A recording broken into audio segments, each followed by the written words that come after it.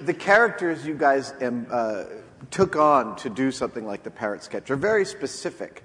30 years after the last live performance, when you go to the O2, does Michael go back into the exact same character, and so do you, or do those get modified over the years? I don't think they get modified much. I think my voice has dropped a little bit as I got more relaxed rather than because I got older. I think there used to be a tightness in my voice, which I think a certain amount of therapy helped to clear. But otherwise, going into them, oh, yes, that's right, we had dinner with Jean-Paul Sartre. I like his wife. He's a bit gloomy, Jean-Paul, you know. He talked a lot about existentialism. You see what I mean? I can really just go straight back into it. And it's peculiar, that.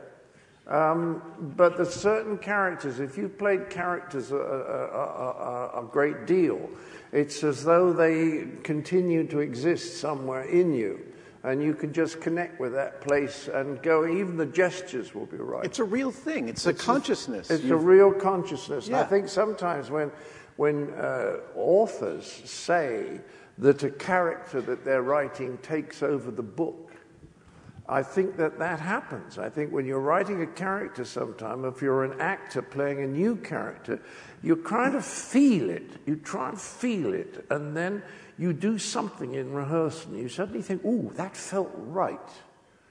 And then maybe an hour later you do something else, ooh, that felt, and so you've got 2 points on the graph.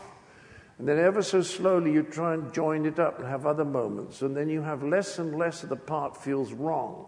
And then eventually, with any luck, you feel you own all of that part. And at that point, you could go straight back in.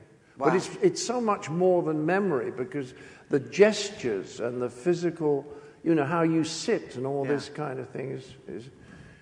Quentin Tarantino said while he was writing Jackie Brown that a key plot point in Jackie Brown is that she keeps going to Ordell and telling him the whole plan, even while she's double-crossing him. And Quentin said, every time she did that, I was surprised.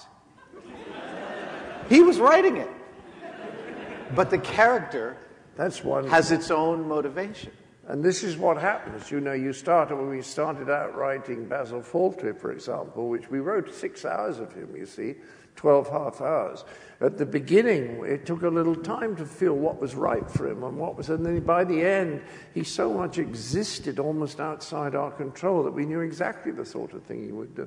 And I think people don't understand how that can happen. That's a wonderful story about Tarantino, how this character becomes so real to you that a part of you that you're not really conscious of utterly tunes in on him. And then your unconscious starts making him behave right. Yeah. That's extraordinary. It has its own logic.